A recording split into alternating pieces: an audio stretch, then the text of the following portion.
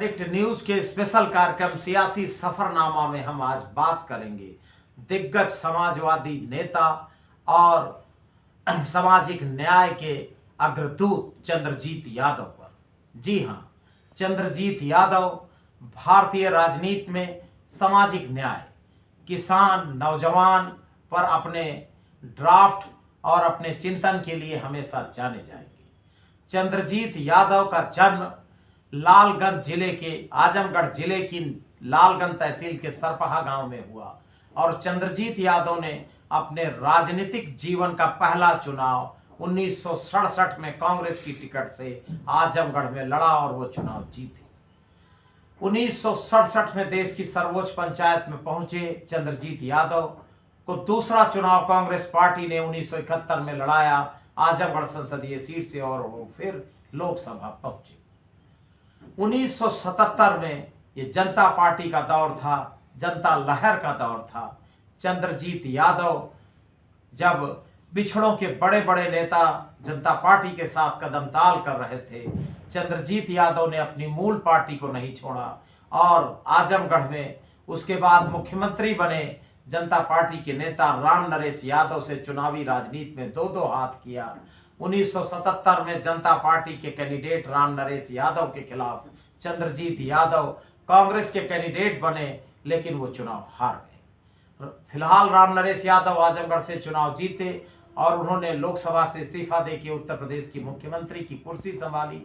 उसके बाद उनके इस्तीफे से खाली हुई आजमगढ़ लोकसभा का चुनाव।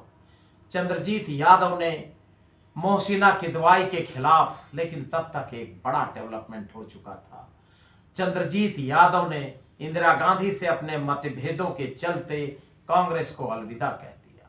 उन्होंने कांग्रेस से अलग हुए सोशलिस्ट ग्रुप के साथ कांग्रेस की बाहर की तरफ पैर निकाला और वो फिर स्वतंत्र राजनीति की तरफ बढ़े। चंद्रजीत यादव 1978 का बाई इलेक्शन लड़े मोहसिना किदवाई के खिलाफ। कांग्रेस पार्टी की कैंडिडेट मोहसिना किदवाई आजमगढ़ का बाई इलेक्शन जीती और चंद्रजीत यादव चुनाव हार गए, वो तीसरे स्थान पर रहे। 1980 का चुनाव आते आते चंद्रजीत यादव ने कांग्रेस से जो पूरी तरह से दूरी बना रखी थी, जनता पार्टी सेक्युलर, जनता पार्टी का जो सेक्युलर धड़ा था, उस धड़े से उत्तर प्रदेश में कई मेंबर ऑफ पार्लियामेंट चुनाव जीते थे और चंद्रजीत यादव 1980 में जनता पार्टी सेक्युलर से आजमगढ़ का चुनाव जीते। 1980 के बाद चूंकि जनता पार्टी पूरी तरह से कमजोर होती चली गई, उसके आनुषंगिक घटक लोक दल में भी काफी मत भिन्नता के कारण काफी आरोह और अवरोह की स्थिति बनती चली गई। एक तरह से माना जाए कि कांग्रेस से दूरी बना चुके चंद्रजीत यादव के लिए राजनीतिक अवसान का समय आ चुका था। इधर कांग्रेस में राजीव गांधी से उनके मतभेद इतने ज्यादा गहरा गए कि कांग्रेस का उनके लिए रास्ता बंद हो गया। 1984 में जब राजीव जी देश के प्रधानमंत्री बने, 1984 के चुनाव में, जिसको हम इंदिरा लहर के नाम से जानते हैं, 1984 में कांग्रेस पार्टी ने आजमगढ़ संसदीय सीट से उत्तर प्रदेश कांग्रेस कमेटी के प्रेसिडेंट रहे संतोष सिंह को चुनाव मैदान में उतारा और वो चुनाव जीते भी। 1984 में कहीं भी चंद्रजीत यादव पार्लियामेंट का चुनाव नहीं लड़े। 1989 आते आते गंगा यमुना से बहुत पानी बह चुका था। चंद्रजीत यादव ने 5 साल बाद हुए इस संसदीय चुनाव में फिर हिस्सा नहीं लिया। भारतीय राजनीति में एक ऐसा समय आया कि अब चंद्रजीत यादव शायद राजनीति में नहीं रहेंगे।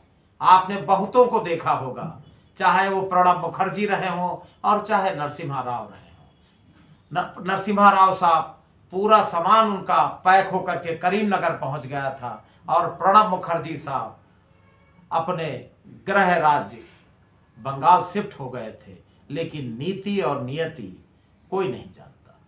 ये सारे नेता बाद में दिल्ली आए, कोई विदेश मंत्री बना तो कोई राष्ट्रपति तक पहुंचा, तो कोई विदेश मंत्री बना तो कोई प्रधानमंत्री तक पहुंचा और शायद यही चंद्रजीत यादव जी के साथ भी हुआ। 1989 में राष्ट्रीय मोर्चा, वाम मोर्चा, national front, left front Vishwanath Pratap Singh के जेर क़यादत में सरकार बन गई। कांग्रेस अपोजिशन में चली गई, राजीव जी लीडर ऑफ अपोजिशन हो गए। विश्वनाथ प्रताप सिंह की नज़र इस ताकतवर सामाजिक न्याय के पुरोधा पर पड़ी और उन्होंने उनको राजनीति में पुनः आने का न्योता दिया। 16-16, 17-17 भाषाओं के ज्ञाता चंद्रजीत यादव को देश के पूर्व प्रधानमंत्री विश्वनाथ प्रताप सिंह ने अपनी पारखी नजर से भांप लिया। विश्वनाथ प्रताप सिंह ने उन्हें जनता दल ज्वाइन कराया और राष्ट्रीय पिछड़ा वर्ग आयोग का अध्यक्ष बनाकर उनको सम्मान दिया। यहीं से चंद्रजीत यादव की तीसरी पारी की शुरुआत हो गई। चंद्रजीत यादव जनता दल में ताकतवर राजनेता बन गए। 1991 में जब पूरे देश में राम लहर थी, उत्तर प्रदेश भी इससे अछूता नहीं था। पूर्वांचल की अपनी पुरानी परंपरागत सीट आजमगढ़ से चंद्रजीत यादव जनता दल की टिकट पर चुनाव मैदान में उतरे और भारी मतों से चुनाव जीतकर देश की सर्वोच्च पंचायत में पहुंचे। जनता दल संसदीय दल के नेता के रूप में, अलग अलग पार्लियामेंट में अलग अलग समितियों के अध्यक्ष के रूप में अपनी वाणी से, अपने चिंतन से, अपने ड्राफ्ट से उन्होंने अपने 5 साल के इस संसदीय काल में पूरे हिंदुस्तान की सियासत को लोहा मनवा दिया।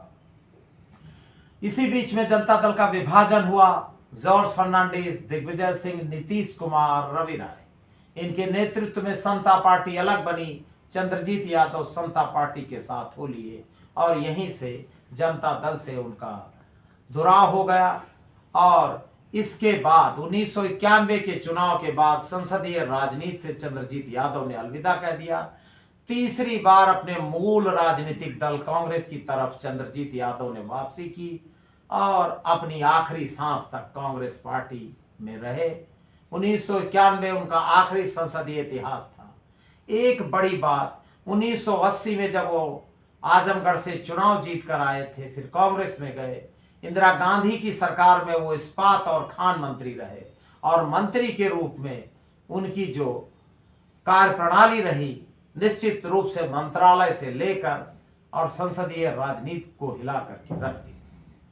चंद्रजीत यादव कांग्रेस पार्टी के, ऑल इंडिया किसान कांग्रेस के अकेले ऐसे नेता थे, सिंगल जनरल सेक्रेटरी के रूप में, अकेले राष्ट्रीय महासचिव के रूप में। और कहा जाता था कि जिस राज्य में चंद्रजीत यादव एयरपोर्ट पर उतरते हैं, निश्चित तौर पर उस राज्य की सियासत में कोई बड़ा बदलाव होने जाता है। कहने का मजमून ये है कि उस राज्य में चंद्रजीत यादव के पहुंचने का मतलब या तो कांग्रेस शासित उस राज्य में मुख्यमंत्री बदलने जा रहा है या प्रेसिडेंट, स्टेट प्रेसिडेंट वहां बदलने जा रहा है। निश्चित रूप से सियासत में और खासकर कांग्रेस पार्टी की इंटरनल पॉलिटिक्स में कोई सियासी तापमान में बढ़ोतरी या गिरावट के संकेत होते थे। ये पर्याय था चंद्रजीत यादव का। सियासी सफरनामा में आज सिर्फ इतना ही। फिर मिलेंगे किसी नई शख्सियत के साथ। तब तक देखते रहिए और सब्सक्राइब करिए वर्डिक्ट न्यूज के स्पेशल कार्यक्रम सियासी सफरनामा को। धन्यवाद, फिर मिलेंगे।